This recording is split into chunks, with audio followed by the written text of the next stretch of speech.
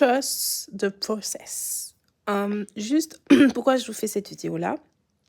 En vrai, même si vous avez l'impression qu'il n'y a rien qui marche, continuez de prier, continuez en fait d'implorer le Seigneur. Pourquoi je vous dis ça? Parce que quand vous pensez autour de Babel, en fait, ils ont dû faire 7 fois le tour. Ils ont dû marcher 7 fois. Ils ont dû crier. Et en fait, c'est au dernier moment que, bam, chaque jour, ils se sont levés pour y aller.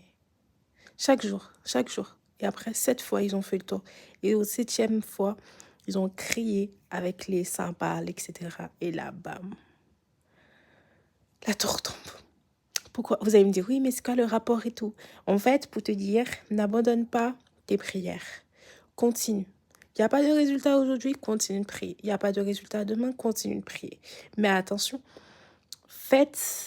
ayez ce discernement aussi quand vous priez. C'est-à-dire que il y a une différence entre où vous ne voyez pas et que, en fait, ça s'est déjà réalisé dans le monde surnaturel et qu'en fait, ça a besoin de se manifester dans le monde physique.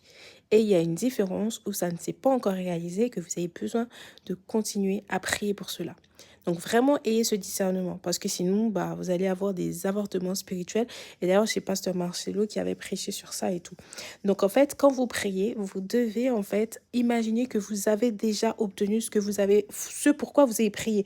D'ailleurs, c'est dans Marc 11, versets 22, 24, jusqu'à 25 même.